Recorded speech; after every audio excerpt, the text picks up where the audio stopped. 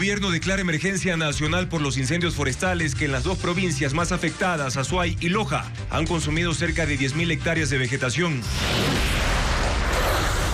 Alejandro Castaño, presidente de la Asociación de Empresas Generadoras de Colombia, en diálogo con Televistazo negó que en el corto plazo su país puede entregar 150 megavatios por una línea adicional de energía, como lo dio a entender la ministra Inés Manzano. En menos de 24 horas, el movimiento Suma cambió su reemplazo para el presidenciable Jan Topic. Ahora escogieron a Enrique Gómez, quien irá a la candidatura junto con Inés Díaz, pues Michelle Calvache también renunció. La condena del caso Sobornos en contra de Rafael Correa, Jorge Glass y otros ya no podrá ser revertida en el país tras un fallo de la Corte Constitucional.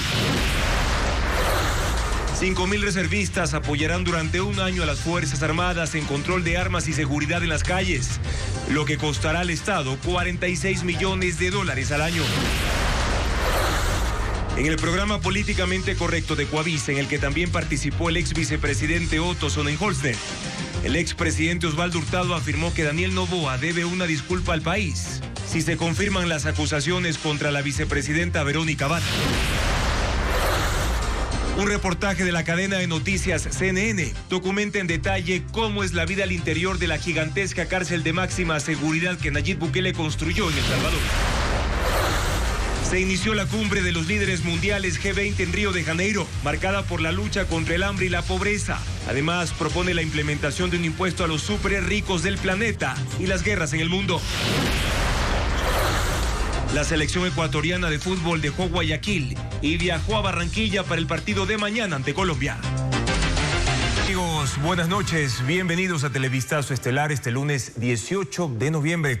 Le seguimos tomando el pulso a la situación energética de Ecuador y los anuncios de las últimas horas por parte de las autoridades. Desde hoy se aplican cortes de hasta 8 horas diarias. Comenzamos.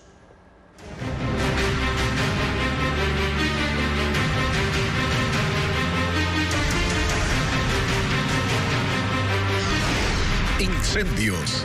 Emergencia nacional.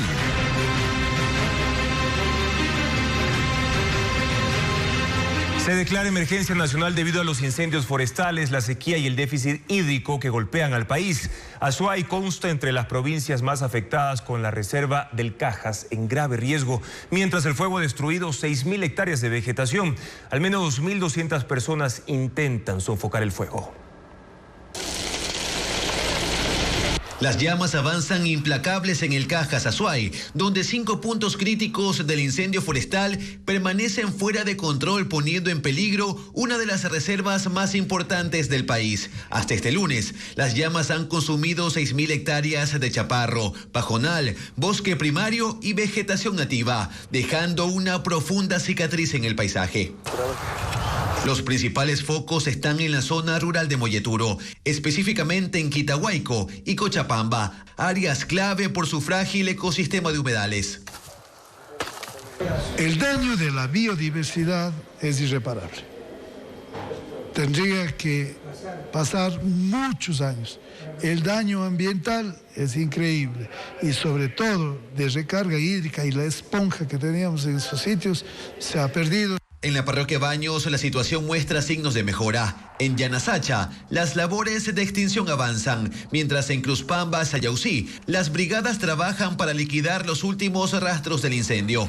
Al menos 1.200 personas, entre bomberos, militares, policías, guardaparques y comuneros, enfrentan las llamas con machetes, patefuegos, rastrillos y palas, en jornadas extenuantes de 12 horas, buscando frenar el avance del desastre. La mañana de este lunes, el gobernador de Azuay, Santiago Malo, afirmó que los responsables de provocar los incendios han sido identificados. Tenemos 4 personas presuntamente ya identificadas en diferentes lugares.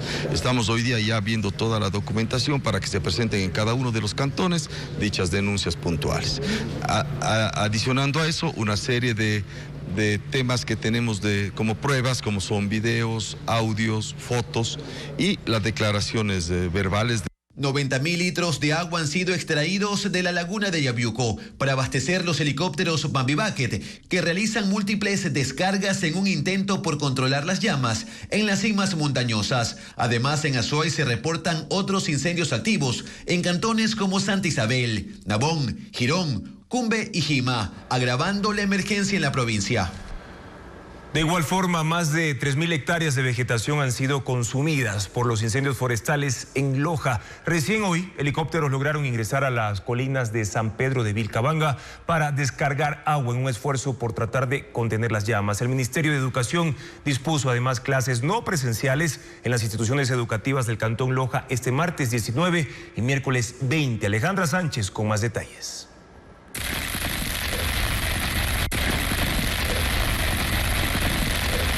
Las colinas de San Pedro de Vilcabamba en Loja, antes cubiertas de verdes bosques de pino y cedro, se han transformado en un terreno carbonizado, donde solo quedan troncos calcinados y un suelo cubierto de cenizas. En esta zona, de 1.300 habitantes, donde el 60% de la población vive de la agricultura, el fuego ha arrasado también con árboles de naranja, limón y cafetales. Esto durará unos 3-4 años hasta que nuevamente haya vegetación y ellas puedan tener de qué vivir. Unas 30 cabezas de ganado han muerto, además de una decena de cerdos y 6 caballos. El incendio alcanzó la zona de amortiguamiento del Parque Nacional Podocarpus, arrasando con el romerillo, árbol emblemático que da nombre a esta reserva natural. Zarigüeyas, serpientes y aves quedaron atrapadas en un escenario que no les dio tregua. Donde antes se escuchaba el canto de las aves y el zumbido de las abejas, ahora hay un silencio roto solo por el crujir de ramas quemadas. Según la Secretaría de Gestión de Riesgos, hasta ahora el incendio ha devastado 3.709 hectáreas. Y los incendios forestales mantienen en jaque al país en una emergencia que no da tregua. Hasta esta mañana la Secretaría Nacional de Gestión de Riesgos registraba en total 22 incendios forestales, de los cuales 17 se mantienen todavía activos y controlados son 5. Los más graves están ubicados en Azuay, que tiene hasta el momento 10 emergencias. En Loja hay 6 y en la provincia del Oro hay 2, mientras que en Manabí y también en Galápagos, en las Islas Galápagos, se registran hasta el momento un incendio en cada uno de estos lugares, y en Chimborazo, en la Sierra Centro, también hay 2 incendios activos en estos momentos. De hecho, en algunas de estas provincias, el índice de radiación ultravioleta para mañana seguirá siendo muy alto.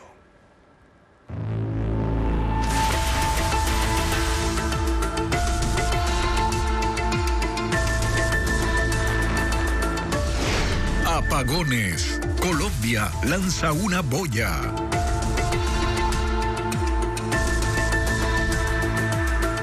La energía de Colombia y el aumento de producción en Coca-Cola Sinclair permitieron reducir el tiempo de los apagones, mientras que las hidroeléctricas del río Paute se mantienen fuera de operación para tratar de recuperar en algo sus embalses. Francisco Garcés actualiza el panorama energético a continuación.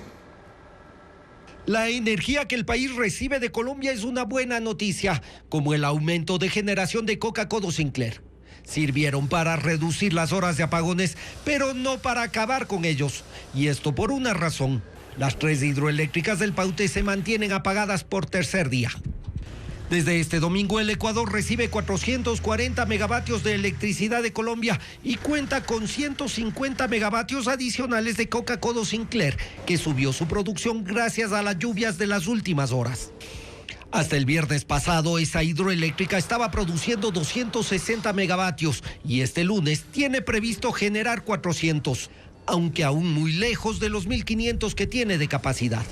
Los 600 megavatios adicionales permitieron al gobierno reducir los apagones de 12 a 8 horas y apagar el complejo de generación del río Paute para que sus embalses recuperen algo de su nivel. Alcanzar esta última meta es la que permitiría superar la crisis eléctrica del país. El embalse de Mazar, el principal del complejo, sigue con su cota en 2.110 metros sobre el nivel del mar. Para llegar a un mínimo de funcionamiento, le falta crecer aún más de 5 metros. Pero en los últimos 3 días solo ha crecido 60 centímetros. Situación similar se vive en Molino. La cota de su embalse se mantiene estable en 1.981 metros de altura, pero aún lejos de los 1.991 metros que es su cota máxima. Y Sopladora, más abajo del río, no tiene embalse y depende del agua que le suministre Paute Molino.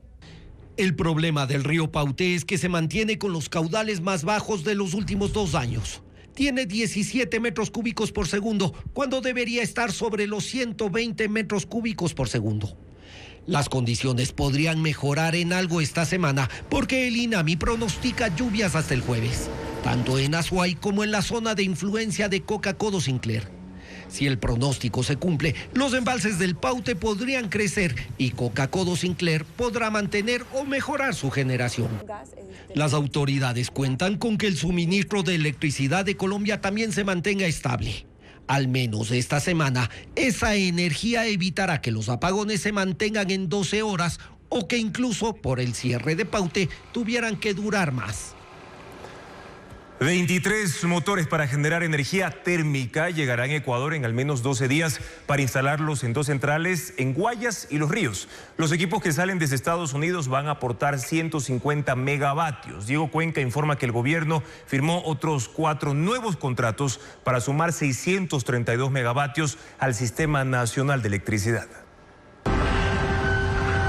Ese lunes en Houston, Estados Unidos, empezaron a embarcar 23 motores de generación termoeléctrica que funcionan a gas o diésel. El buque con esos equipos llegará a Ecuador entre 10 y 12 días. Así lo confirmó la compañía Progen en un comunicado. Esa empresa está encargada de instalar 100 megavatios en la central salitral en Guayaquil, donde ya culminaron la construcción de la casa de máquinas para colocar los equipos. Además, tienen la responsabilidad de instalar otros motores que generarán 50 megavatios en la central termoeléctrica de Quevedo, en la provincia de Los Ríos. Esa obra debió estar lista el pasado 5 de noviembre, pero el proyecto registra un avance del 80%. Son 2 contratos que superan los 149 millones de dólares. Y a pesar de que uno está retrasado, la ministra de Energía encargada aseguró que continuarán con el proceso. Y de hecho, darnos un aliciente a esta espera, que es de 75 megas adicionales.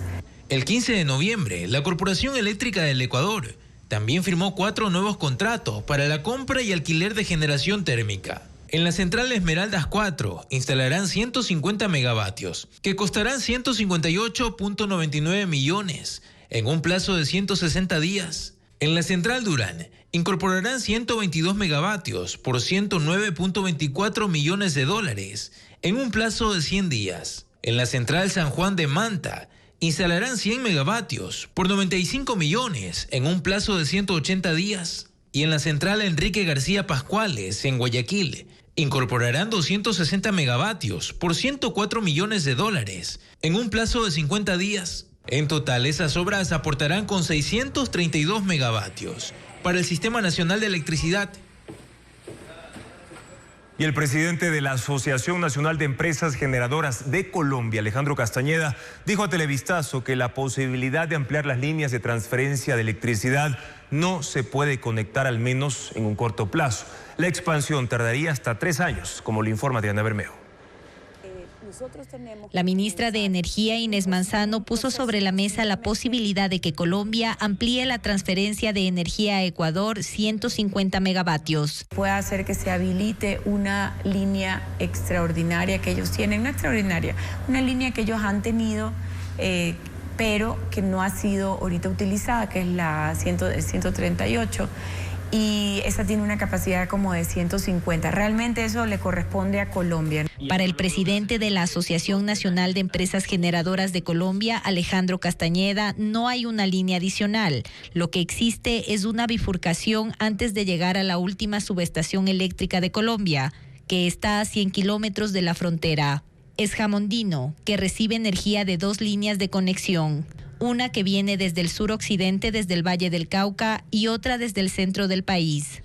Esta última es la que se puede ampliar para aumentar la venta de megavatios a Ecuador, pero no está construida. Antes de hacerlo, se debe cumplir con 3 requisitos que exigen las leyes y reglamentos colombianos: la autorización que evidencie la factibilidad de expansión, la emisión de licencias ambientales y la convocatoria para elegir a la empresa que se va a encargar de la expansión de la línea. Eso tiene unos mecanismos regulatorios atrás importantes y eso no lo logras en menos de 2-3 años mientras además construyes la línea. Entonces, pues no lo veo con el esquema regulatorio que existe hoy en día en Colombia. Por ahora son 2 las líneas de transferencia que unen a Ecuador y Colombia. Una que permite el paso de hasta 500 megavatios y otra de 35 megavatios. Esas 2 son las que se han utilizado y no a plena capacidad, pues pueden transferir hasta 535 megavatios según la Asociación Nacional de Empresas Generadoras de Colombia, ANDEG. En este momento se están importando 440 megavatios. Río de Janeiro, en Brasil, acoge desde hoy la cumbre G20. Es el foro de cooperación más grande del mundo que reúne a gobernantes, instituciones financieras globales y regionales de 55 naciones. El anfitrión, Lula da Silva, trabaja en la implementación de un impuesto a los súper ricos del planeta. Informa Pedro Jiménez. Las economías más importantes del mundo se juntan desde hoy en Brasil. El G20 existe desde 1999. Lo integran 19 países más la Unión Europea y representan el 85% de la producción mundial. Además de naciones invitadas y 14 organizaciones internacionales como la ONU, el Fondo Monetario Internacional, la Organización Mundial de la Salud, el Banco de Desarrollo de América Latina y otros organismos regionales de Asia, África y el Caribe. Esta imagen refleja la dimensión del encuentro. Fue tomada en un receso en las discusiones y solo faltaron el presidente de Estados Unidos, Joe Biden, la primera ministra de Italia, Giorgia Meloni, y el primer ministro de Canadá, Justin Trudeau, que llegaron tarde a la foto oficial. Esta cumbre del G20 busca establecer medidas de estabilidad económica y crecimiento sostenible mediante la coordinación de políticas públicas. Centra debates en la energía y el medio ambiente, pero tiene un eje que fue presentado por el presidente anfitrión Lula da Silva. Hemos puesto como objetivo el lanzamiento de una alianza global contra el hambre y la pobreza. Este será nuestro mayor legado. No se trata solo de hacer justicia. Que esta cumbre esté marcada por la valentía de actuar, dijo. La CAF es la primera institución en unirse a esta iniciativa, destinando un fondo de $22.000 millones. Pero se discute también la posibilidad de establecer un impuesto global a los superricos, a 3.300 multimillonarios con las mayores fortunas del planeta, y recaudar $250.000 millones. Aún no hay consenso, pero se trabaja en la redacción de una declaración que pueda tener amplio apoyo. Para el presidente de Estados Unidos, Joe Biden, esta es su última cumbre del G20 antes de dejar el poder en enero.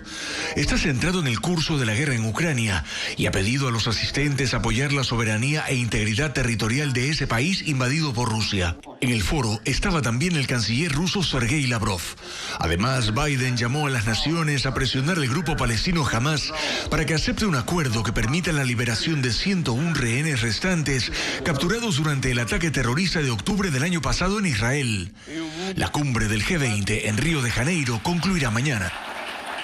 Y aumentan los temores por una escalada en la guerra de Rusia contra Ucrania. En un sorpresivo anuncio, Estados Unidos ha autorizado a las tropas de Kiev usar sus misiles de largo alcance para atacar directamente a Rusia. Por su parte, el Kremlin acusó a Estados Unidos de echar más leña al fuego.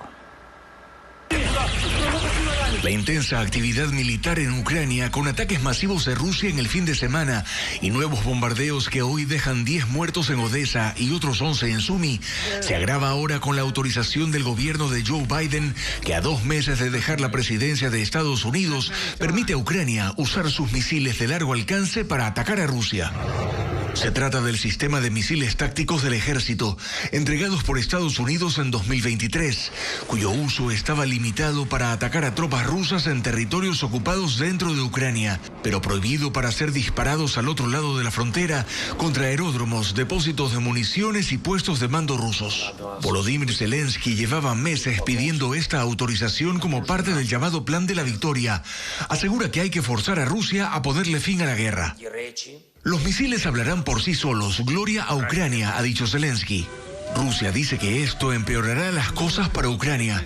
El portavoz del gobierno, Dmitry Peskov, dijo que se trata de un nuevo nivel de participación de Estados Unidos, que un ataque con misiles estadounidenses será tomado como una agresión de ese país y no de Ucrania. Generalmente, el uso de esos misiles, que tienen alcance de hasta 300 kilómetros, requiere asistencia estadounidense en materia de inteligencia y selección de objetivos.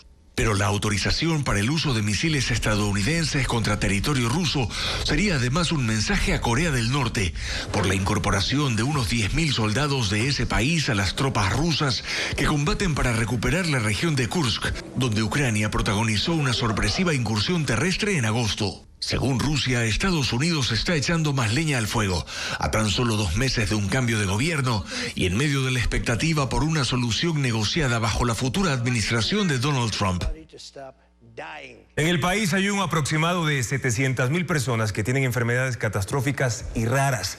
La Corte Constitucional ya emitió una sentencia para garantizar sus tratamientos, pero no se ha cumplido, según el Observatorio de Enfermedades Raras. Carla Delgado explica por qué. La Corte Constitucional emitió una sentencia en que dispuso que el sistema público de salud provea medicamentos y tratamientos a los pacientes con enfermedades catastróficas, raras y de alta complejidad. La sentencia se emitió en agosto de 2020 y los magistrados dieron 18 meses de plazo. Para las asociaciones de pacientes con estas enfermedades, poco o nada se ha cumplido, porque persiste la dificultad para acceder a tratamientos y no toda la medicación requerida es entregada en los hospitales de la Seguridad Social y del Ministerio de Salud. En este grupo están pacientes con cáncer, insuficiencia renal, personas con enfermedades raras como fibrosis quística y autismo. El Ministerio de Salud enlistó 106 enfermedades raras en el país. La mayoría de instituciones públicas no llegan ni a un 15 ni a un 20% de cumplimiento. Se estima que el 4% de la población tiene una enfermedad catastrófica o rara. Esto equivale a 700.000 personas según el Observatorio de Enfermedades Catastróficas. No existen médicos que puedan diagnosticar, no existen hospitales de referencia para enfermedades raras. El presidente del IES, Eduardo Peña, dijo a Televistazo que en lo que va del año el instituto ha desembolsado $78.900.000 en medicamentos del cuadro básico para pacientes con enfermedades raras y catastróficas y 34 millones en medicamentos que están fuera de ese cuadro, un total de $112 millones. No especificó cuántos pacientes están dentro de este grupo y tampoco lo que falta para cumplir lo dispuesto por la Corte, mientras el Ministerio de Salud no responde al requerimiento. Lo cierto es que entre las quejas de los enfermos y la información de la red de salud pública queda un vacío por el número de pacientes, el tipo de enfermedad, los tratamientos que requieren y los medicamentos que han sido suministrados. Un paciente con estos diagnósticos puede llegar a gastar, dependiendo del tipo de enfermedad y la etapa en la que ha sido diagnosticado, entre $10.000 y $200.000 al año. Se agotaron todas las posibilidades de revertir la sentencia del caso Sobornos en Ecuador. La Corte Constitucional rechazó las 2 acciones extraordinarias de protección que estaban pendientes. Con ese fallo se ratifica la condena a Rafael Correa, Jorge Glass y sus exministros y los 10 empresarios. Ahora les quedan las instancias internacionales, como lo informa Jacqueline Rodas. La sentencia del caso Soborno se ratificó en la última instancia nacional. La Corte Constitucional rechazó las 2 acciones extraordinarias de protección que estaban pendientes desde 2020. En la sentencia, desestimó los argumentos de Bolívar Sánchez y Rafael Córdoba, empresarios condenados a 8 años de prisión. Ellos argumentaron que a lo largo del proceso penal, los jueces de la Corte Nacional violaron sus derechos. Con este fallo, se pone punto final al caso Sobornos en Ecuador. Antes, la Corte Constitucional negó la admisión de acciones similares presentadas por Rafael Correa, Jorge Glass, sus exministros y los demás empresarios condenados por cohecho. Hace 4 años, los 20 implicados en el caso Sobornos, también conocido como Arroz Verde, fueron sentenciados al comprobarse que durante el gobierno de Correa se implantó un sistema para cobrar a los contratistas del Estado, en efectivo y mediante el cruce de facturas, para financiar al movimiento político oficial Alianza País. Se montó una oficina paralela en un edificio privado, cuya renta pagaba el gobierno, para que Pamela Martínez, asesora del presidente Correa, recibiera los pagos de empresas como Odebrecht, Hidalgo e Hidalgo, Sanrif, Fopeca, Equitesa o el Grupo Azul. En el juicio, los proveedores del movimiento político confirmaron que les contrataba Alianza País y les enviaban a cobrar en las compañías involucradas. Todo quedó registrado en miles de páginas de Excel, en los denominados archivos verdes. Empleadores adeudan al Instituto Ecuatoriano de Seguridad Social 2.500 millones de dólares por obligaciones impagas. El IES plantea recuperar en 6 años el 70% de la deuda mediante convenios de pago, como lo explica Diego Puente. Los paros de octubre del 2019 y 2022, la pandemia, la crisis económica y las deudas afectan a cerca de 445.000 empleadores que están en mora con la seguridad social. Según el IES, la deuda total por obligaciones patronales es de 2.500 millones de dólares. Se incluyen los aportes impagos al Seguro General, las multas, los fondos de reserva y jubilaciones patronales. Algunas de esas deudas llevan más de una década. Para cobrarlas, la Seguridad Social abrió en abril un programa de convenios de pago que permite dividir la deuda entre 2 y 72 meses plazo, dependiendo el monto. 12 meses si la deuda es de hasta $1.000, 24 meses si es de hasta $2.800, 72 meses si supera $9.100. Los intereses te los aplanamos para el plazo que vas a firmar. Ejemplo, si debes $72.000 en intereses y firmas el acuerdo a 6 años, vas a pagar $1.000 mensuales los próximos 72 meses. Más el capital que te lo financiamos a una tasa de 10% anual aproximadamente. Así el IES prevé recuperar en 6 años 1.750 millones de los 2.500 millones de dólares. El resto será irrecuperable.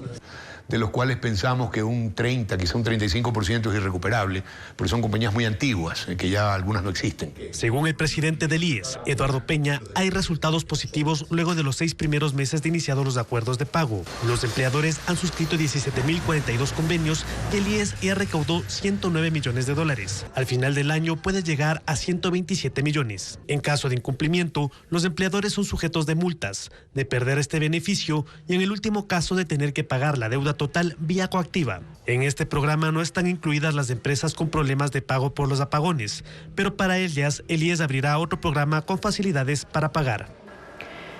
Spirit Airlines anunció este lunes que ha solicitado protección por bancarrota para reestructurar el negocio. La aerolínea de bajo costo más grande de Estados Unidos ha perdido más de 2.500 millones de dólares desde el inicio de 2020 y enfrenta próximos pagos de deuda que suman más de 1.000 millones de dólares en el próximo año.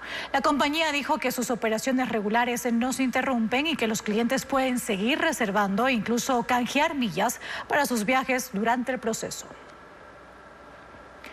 El Salvador se ha convertido en uno de los países con las tasas de encarcelamiento más altas del mundo debido a la controversial estrategia de seguridad del presidente Nayib Bukele. David Culver, corresponsal de CNN, entró al centro del confinamiento para el terrorismo, donde están los criminales más peligrosos del país. No entiendo completamente en qué estamos a punto de entrar. De repente te golpea la mirada intensa de docenas de personas. Son hombres descritos como lo peor de lo peor, tatuados, con recordatorios del pasado oscuro de El Salvador. Es tenso e incómodo, pero aquí, dicen los funcionarios, la comodidad no debe existir. No hay colchones, no hay sábanas. Aquí tienen un inodoro y este lavabo que usan para bañarse. Y pueden ver que hay un barril de agua del que pueden beber. Este es un vistazo poco común al interior del Centro de Confinamiento Antiterrorista de El Salvador, conocido como Secot.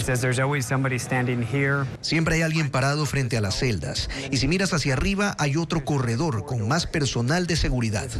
Luz 24 horas. 7/24. La prisión se encuentra como una fortaleza aislada, en un terreno montañoso, a 1 hora y media en auto desde la capital. Cerca de la puerta principal, la señal de nuestro celular se desvanece. Se ha equiparado a 7 estadios de fútbol. Se puede ver a lo lejos que hay 3 anillos de seguridad diferentes. Hay uno de 9 metros de alto de hormigón y luego, por encima de ese, 3 metros de valla electrificada con 15.000 voltios. Más de 1.000 agentes de seguridad trabajan en este lugar. Una vez que los reclusos llegan, nunca salen. Todo se hace dentro, incluso visitas médicas o cualquier tipo de visitas legales o audiencias judiciales. Cada uno de 8 sectores tiene 2 docenas de grandes celdas para 80 prisioneros. La mayoría llevan las marcas de las pandillas que tomaron a esta nación como rehén durante décadas, cometiendo actos brutales de violencia. Conocemos a Marvin Vázquez, de 41 años, esposado y fuertemente vigilado. Dice que formaba parte de la pandilla MS-13, donde mató y robó.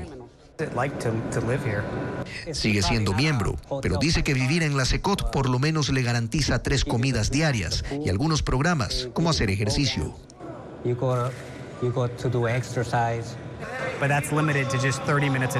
Pero eso está limitado a solo 30 minutos al día. Del resto, están encerrados.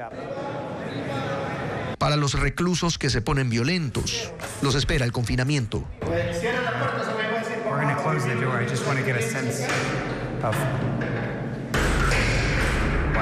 La única luz que entra es a través de este agujero y pueden estar aquí potencialmente 15 días. Mientras aquí estás aislado de la sociedad, los rumores de la vida en el exterior se abren paso a través de las paredes. Dicen que escuchan de un nuevo El Salvador, uno diferente. Ese nuevo El Salvador ha surgido bajo el presidente Nayib Bukele, quien asumió el cargo en 2019 y declaró un controversial estado de emergencia hace más de 2 años. Esto desencadenó una agresiva represión del crimen. El Salvador tiene ahora una de las tasas de encarcelamiento más altas del mundo.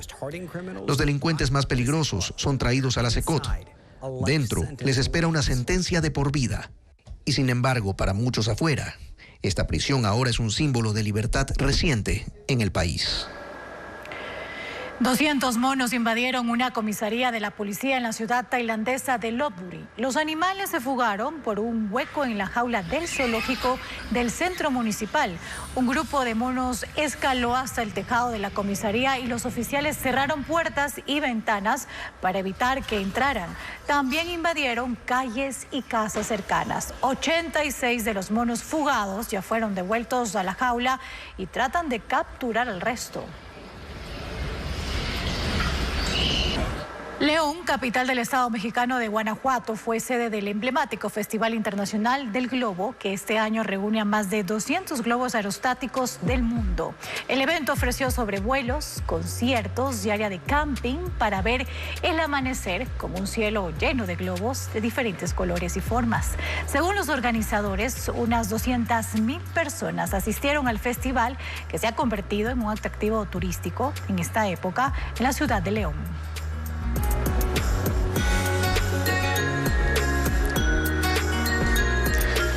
Y es momento de revisar cuáles son las alertas meteorológicas para este martes. En la Amazonía se prevé una temperatura máxima de 32 grados centígrados, una mínima de 18 y con un índice UV entre 7 y 8, que es considerado alto y muy alto.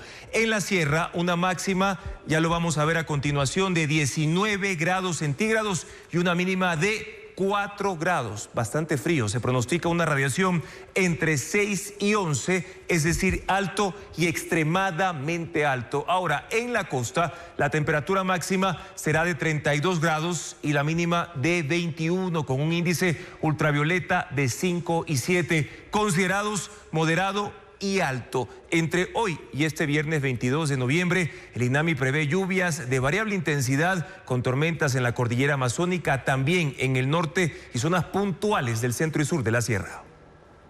Una obra de teatro que cuenta del matrimonio, encuentros y situaciones humorísticas se presentará en el Teatro Patio de Comedias en Quito. Además, a Guayaquil llegará la bailarina mexicana Carmen Tort con un show de flamenco. Pero, ¿en qué lugar se llevará a cabo este evento y cuáles son los horarios? Estefanía Arias con la agenda cultural.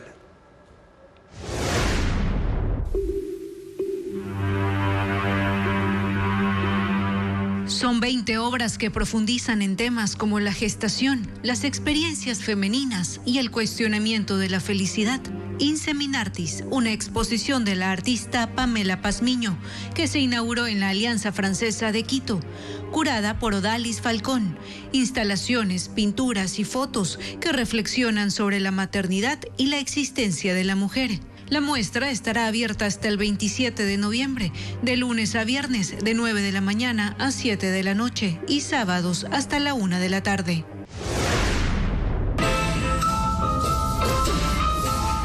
Desconocidos, el encuentro, un matrimonio, las salidas, la rutina, el amor y el odio, las situaciones humorísticas, la farsa y un sinfín de emociones. Son Lola y Bernie en Luna de Miel, Lotra de Sal, que se presentarán en el Teatro Patio de Comedias en Quito, con la actuación de Janet Gómez y Martín Peña. Las funciones serán el viernes 22 y sábado 23 a las 19 horas y domingo 24 a las 18 horas.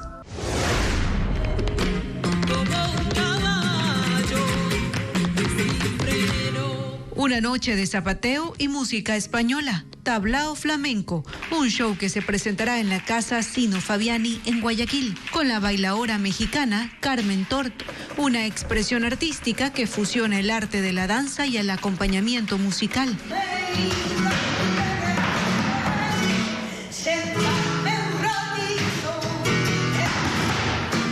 El espectáculo será este miércoles 20 a las 8 de la noche. El acueducto conocido como Canal de la Muerte, una laguna y también un cerro protegido conforman la ruta donde bandas criminales se deshacen de cadáveres en Guayaquil. En el sector existe una guerra entre 5 organizaciones criminales, como le informa Merlín Ochoa.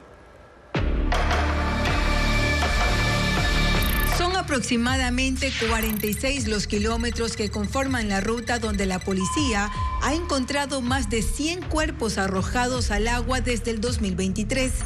Inicia en la parte alta del distrito Nueva Prosperina, en el noroeste de Guayaquil, junto al proyecto de riego conocido como el Canal de la Muerte.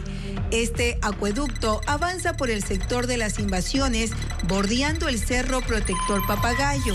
El canal, en las montañas, pasa por el subterráneo hasta llegar a la desembocadura del trasvase en la laguna Manga de Covacha. Toda esta distancia recorren los cuerpos, un largo viaje que incluye 3 distritos: Pascuales, Nueva Prosperina y Progreso. La policía indicó que las víctimas fueron torturadas y son el resultado de la guerra que existe entre 5 organizaciones criminales que se disputan el territorio para tráfico de drogas, armas, secuestros y extorsiones. Están junto al trasvase y son Los Fatales, Águilas, Tiguerones, Latin King y Mafia 18. Los agentes presumen que algunas víctimas son ajusticiadas en el bosque protector Papagayo. Los cuerpos que no son arrojados al agua quedan en ese cerro donde el 5 de noviembre encontraron una fosa, 9 bultos con pedazos de cuerpos. Aún no se ha determinado la identidad de esas víctimas. Fuentes policiales confirmaron a Televistazo que todavía hay varios cuerpos entre los 42 encontrados este año, que pese al paso de los meses se desconoce sus identidades. El número exacto no ha sido confirmado por los voceros de la institución. Además de la unidad de muertes violentas, también intervienen los agentes de desaparecidos para tratar de determinar si las osamentas o los cuerpos hallados son de algunos de los 168 ciudadanos reportados como desaparecidos en Nueva Prosperina, que es el distrito donde se concentra la mayor cantidad de casos de Guayaquil. Los reservistas de las Fuerzas Armadas iniciaron el reentrenamiento militar. Paul Romero informa que de 8.000 inscritos, aproximadamente 5.000 personas fueron calificadas por el Comando Conjunto. Este lunes empezó el reentrenamiento de 4.963 soldados de la Reserva de las Fuerzas Armadas, que tienen entre 20 y 34 años. Es la primera vez que las Fuerzas Armadas reciben masivamente a sus reservas para un año de capacitación y apoyar a las operaciones de seguridad. Los 4.963 soldados fueron distribuidos a las 3 fuerzas, 4.463 al Ejército, 250 a la Marina y 250 a la Fuerza Aérea. El reentrenamiento priorizará la capacitación en el uso de herramientas tecnológicas y control de la seguridad en áreas menos conflictivas, entre ellas recintos militares, retenes fijos y móviles, de armas, municiones, explosivos y apoyo administrativo. Cada soldado recibirá $772 mensuales de salario, incluidos $190 de alimentación. Son $3.8 millones mensuales, 45.9 millones al año. Los reservistas no ingresan al Instituto de Seguridad Social de las Fuerzas Armadas ISFA y en caso de accidentes el Comando Conjunto les otorga un seguro de riesgo. El fuego amenaza nuevamente a Chilla, en El Oro. Un incendio forestal desatado en las laderas de Chaguar ha consumido 30 hectáreas y pone en riesgo a 6 viviendas. Los esfuerzos de los brigadistas y también de los comuneros buscan frenar las llamas mientras los cultivos de 20 agricultores quedaron destruidos. Más detalles de esta emergencia con Fabricio Lapo.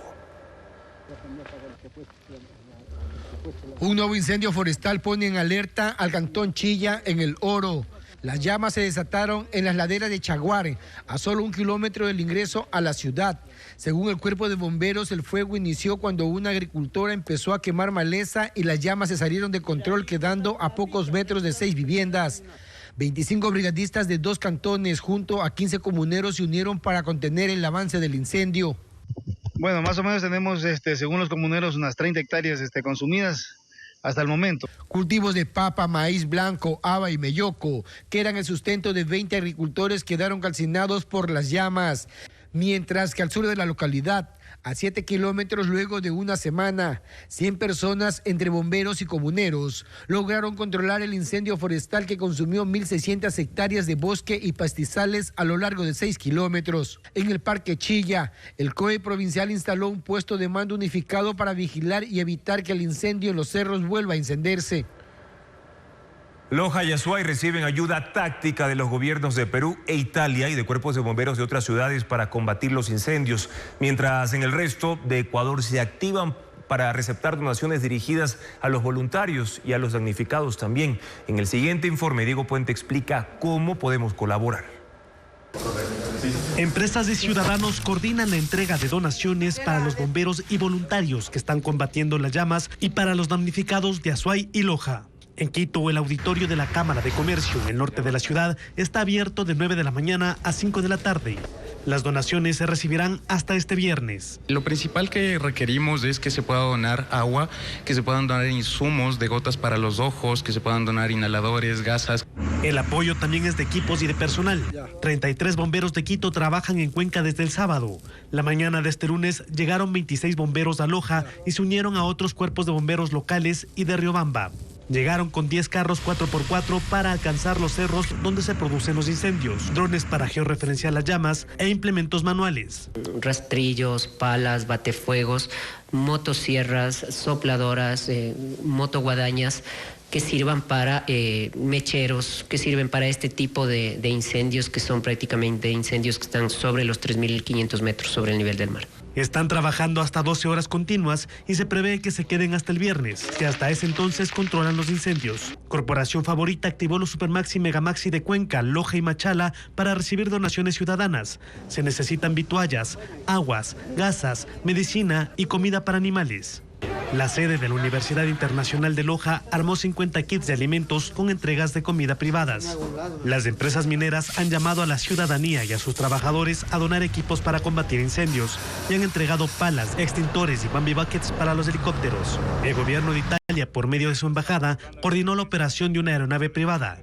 La Fuerza Aérea Peruana envió 2 helicópteros que trabajan en conjunto para atacar las llamas en las zonas de difícil acceso por su altura o inclinación. En Azuay y Loja trabajan 8 aeronaves de forma simultánea y desde el fin de semana han realizado 266 descargas.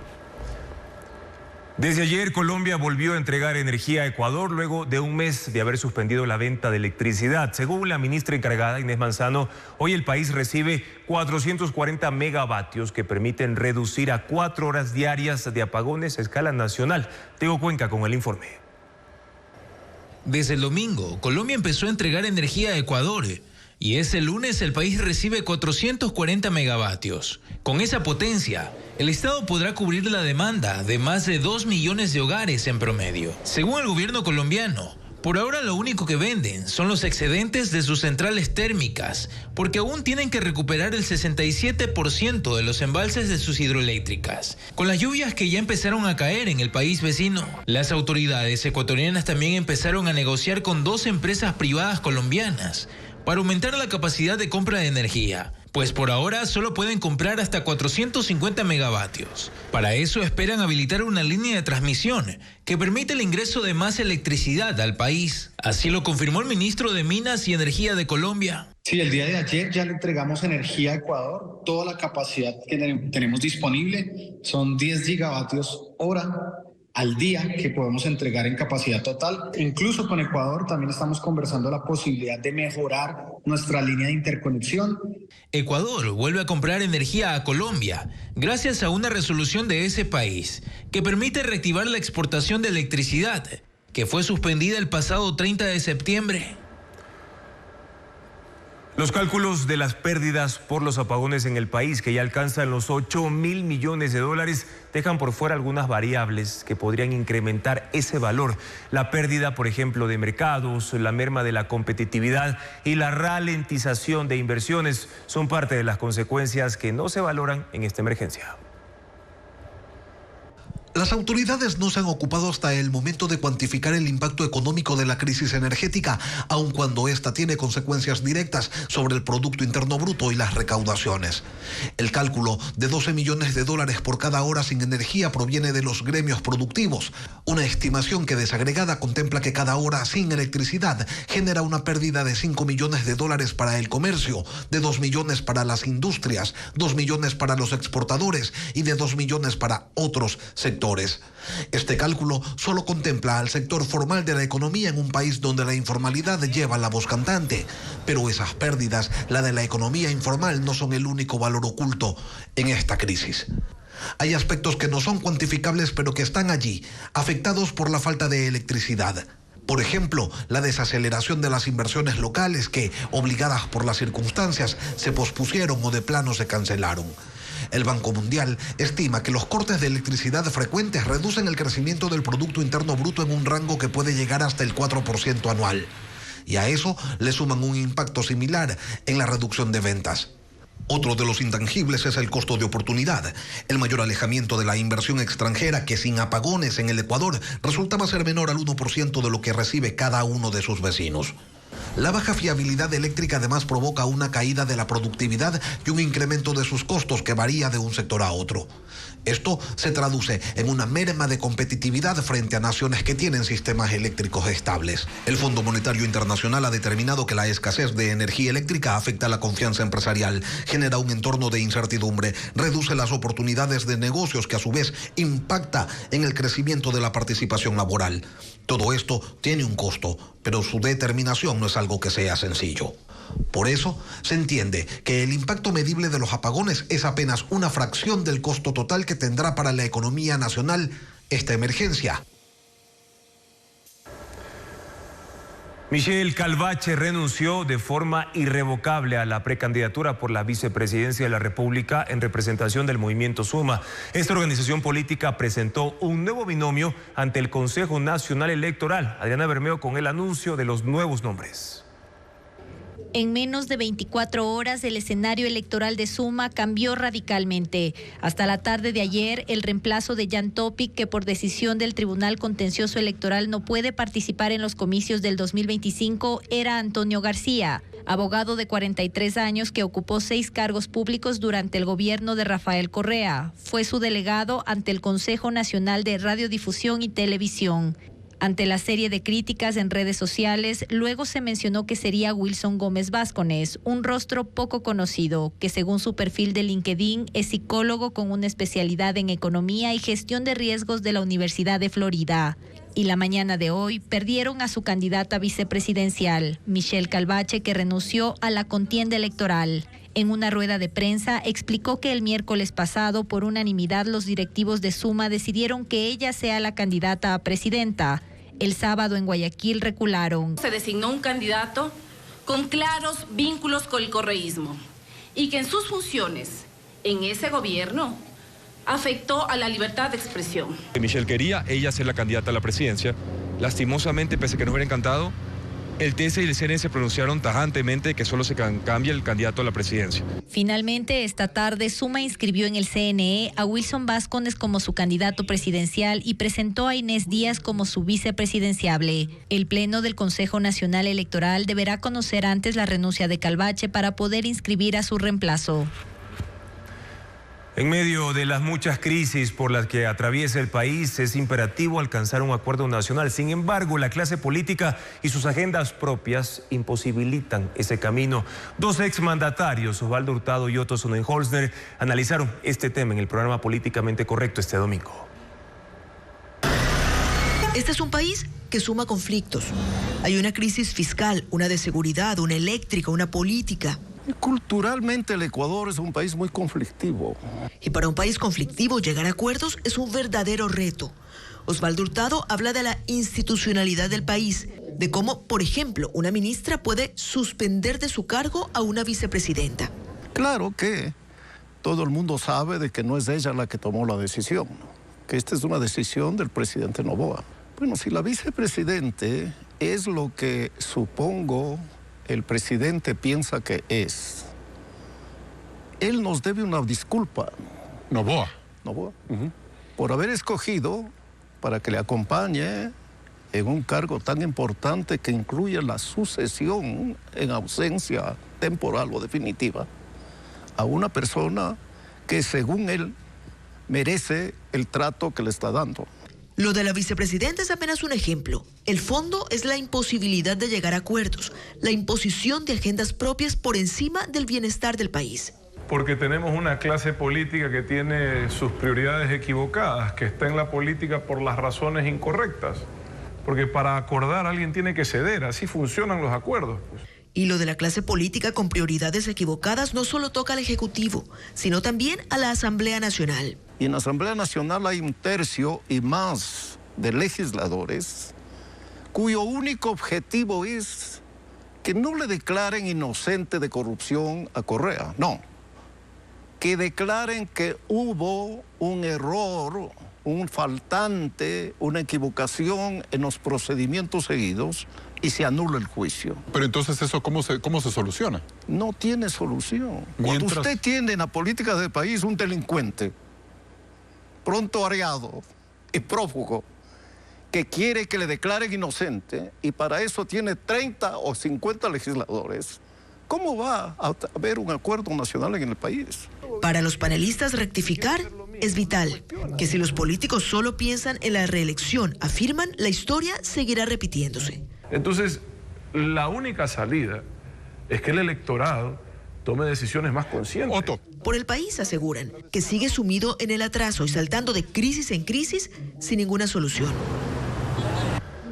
Los 9 candidatos a jueces de la Corte Constitucional fueron calificados y pasan a la etapa de impugnaciones que empieza mañana. Solo se inscribió un veedor para vigilar el proceso y se trata del socio de una de las concursantes, informa Jacqueline Rodas. Los 9 candidatos a jueces de la Corte Constitucional, propuestos por el Ejecutivo, la Asamblea y la Función de Transparencia, pasaron la primera etapa del concurso y fueron calificados. Sin embargo, la comisión seleccionadora informó que para la veeduría que debe vigilar el proceso, solo se inscribió una persona, Santiago Machuca. Se trata del socio de la postulante Angélica Porras, que junto con la candidata a la Asamblea por el correísmo Priscila Schettini, pertenecen al colectivo Acción Jurídica Popular. Al ser consultados de un posible conflicto de interés con la concursante, los comisionados dijeron que esa relación no impide a Machuca ser veedor y lo calificaron. Que el señor sea amigo, socio en el consorcio jurídico con una de las candidatas al concurso, pues bueno, eso nosotros no podremos calificar si es honesto o deshonesto por parte del señor que está de veedor. Sobre las quejas presentadas en contra del comisionado Fernando Yávar por su falta de imparcialidad, estas se remitieron a Daniel Noboa, quien lo postuló. Hasta la fecha no hay respuesta. Yávar sigue participando en las sesiones y votando. El presidente de la comisión dijo que está al tanto, pero no puede pronunciarse. En medio de todo, el concurso sigue. Este martes empieza la etapa de impugnaciones. Cualquier persona puede presentar sus reparos en contra de los 9 candidatos calificados. El cronograma cambió. Inicialmente se fijó para abril la elección de los 3 magistrados. Ahora la comisión habla de finales de febrero. La desaparición de 1000 piezas de la colección filatélica nacional preocupa a los expertos en esta área. Mientras avanzan las investigaciones por esta pérdida, ellos indican que se puede reconstruir esta muestra que es patrimonial. Diego Puente con el reporte. El valor de las piezas desaparecidas de la colección filatélica nacional es incalculable. El daño, según el Ministerio de Cultura, no es solo económico, sino histórico y patrimonial. En esto coincide Alfonso Carrillo, que arma su colección desde hace 65 años. Yo les he llamado que son nuestros embajadores sin sueldo. Al principio, y todos los países más bien sacaban con sus personajes propios, pero después se dieron cuenta que también era una forma de venderle al país con todas las maravillas que cada uno de ellos tiene. En sus libros, los timbres están clasificados, catalogados y descritos con su origen y año de emisión. Están los primeros sellos de Ecuador de 1865. Los verdes eran usados para enviar cartas al exterior y los amarillos a otras provincias. Hay rarezas como estas.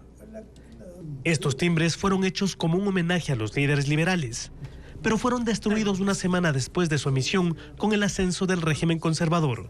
Hay otros más recientes, como las emisiones por la primera medalla de oro y la primera clasificación al Mundial. Alfonso Carrillo, junto con otros coleccionistas privados del país, se ofrece a trabajar con el Ministerio de Cultura para reconstruir la colección postal de correos del Ecuador, de la cual desaparecieron, según la Contraloría, 1.319 sellos y 148 objetos de interés filatélico. Habrá la posibilidad de que alguien lo tenga y pueda o vender o regalar o tener de alguna manera cómo reconstruir eso. Al final de año, el Ministerio de Cultura espera conocer cuáles son las piezas faltantes tras el levantamiento de un catálogo. Las autoridades no han investigado aún la desaparición, pero los coleccionistas saben que el tráfico de bienes patrimoniales, la falta de cuidado en el almacenamiento y los traspasos, como ocurrió en este caso, son los principales factores que provocan la desaparición de estos emblemas que son parte de la historia de cualquier país. Científicos descubren el coral más grande del mundo que estuvo oculto por 3 siglos, mientras en China se reveló el diseño de su transbordador espacial de carga, que tiene un sistema de guía autónoma y control remoto. Ana María Palacios con la información tecnológica.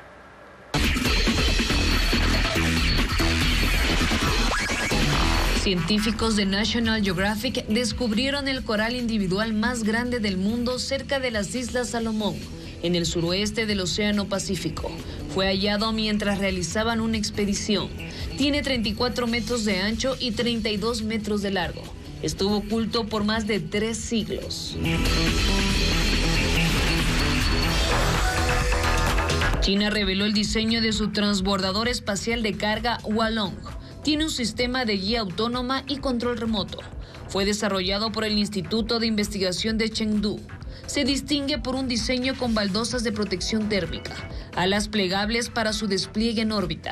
Cuenta con una longitud de 10 metros y un ancho de 8 metros y permitirá transferencias de bienes entre la Tierra y la estación espacial. ChatGPT está disponible en la versión gratuita de Windows. Los usuarios podrán conversar, hacer preguntas, llevar a cabo búsquedas en Internet, compartir capturas de pantalla, cargar fotografías y videos para realizar consultas y acceder a la función Advanced Voice para chatear con el chatbot mediante el ordenador en tiempo real, entre otras opciones. Este fin de semana, apasionados del tuning de vehículos llegaron hasta Tulcán para participar en una competencia donde incluso les pusieron nombre a los automotores. 90 automóviles de Ecuador y Colombia concursaron por el mejor sonido y estética en 10 categorías. Paola Andrade con las imágenes del evento. Las luces se encienden y la música resuena en el aire. como si se tratase de fiestas rodantes. La pasión por el car audio y el tuning reunió 90 vehículos de Carchi, Imbabura, Pichincha y de Nariño, Colombia, que concursaron por el mejor sonido y estética en 10 categorías. Son automóviles que esconden en su interior potentes sistemas de audio adaptados a las puertas. Álvaro Herrera llegó del país vecino con su carro de los años 90. El sonido está valorado en $35,000. Lleva 23 años en el mundo del tuning. Tenemos que ver combinaciones de colores, combinaciones de luces, estéticas de montaje, estética del mismo audio, elementos de motor, suspensiones, llantas, estado de pintura. Es un mundo muy complejo. Cada auto tiene su nombre. Este se llama La Patrona. A mí me llamó muchísima la atención es mirar un vehículo, que un sonido cueste más que un vehículo. O sea, esa es la afición de los jóvenes. Diferentes también decoraciones. Cada auto tiene su nombre muy original. Por ejemplo, aquí tenemos Silver, La Diabla, Catellano, La Pesadilla, La Maravilla. Estos vehículos adaptan baterías de litio y modifican sus motores para incrementar la potencia. Joel Reina invertirá $5,000 en un sistema de turbo. Lo que es en inox segmentado, podemos mejorar lo que es un turbo, una salida de lo que es el tubo de escape. Denis Vinuesa fue el juez encargado de medir la calidad del sonido, verificando que los tonos estén alineados. Se premió con trofeos los 3 primeros lugares de cada categoría. Bon Jovi y Pitbull lanzaron el tema Now or Never, una versión del clásico It's My Life. Además, en la ciudad de Los Ángeles se celebraron los premios de los gobernadores que entrega anualmente la Academia de las Artes y Ciencias Cinematográficas. Más detalles de las noticias del espectáculo a continuación. En Los Ángeles se celebró los premios de los gobernadores que entrega anualmente la Academia de las Artes y Ciencias Cinematográficas. A la alfombra roja llegaron celebridades como Angelina Jolie y su hijo, Jennifer Lawrence, Demi Moore, Nicole Kidman, Selena Gómez, Daniel Craig, Andrew Garfield y Kevin Costner. En esta 15ª edición se entregó el Oscar honorífico al fallecido músico y productor Quincy Jones. Una de sus hijas recibió el galardón. Bon Jovi y Pitbull lanzaron el tema Now or Never, una versión del clásico It's My Life. Ellos la interpretaron en un concierto en Nueva York. La canción conserva su estructura original, manteniendo el coro de Bon Jovi. El rapero cubano-estadounidense aportó con nuevas frases. Gracias por su sintonía. Amigos, Televistazo regresa mañana a las 5:55. En contacto directo, los invitados son Alejandro Castañeda, presidente de la Asociación de Empresas Generadoras de Energía de Colombia, para analizar los pormenores de la venta de electricidad a Ecuador. Además, Luis Fernando Suárez, exdirector técnico de la TRI, para analizar el partido que se jugará mañana en Barranquilla en contra de Colombia. Justamente van a analizar cómo se comportarán y cómo van a jugar ambas selecciones mañana. La información actualizada continúa en nuestra web ecoavisa.com. Buenas noches.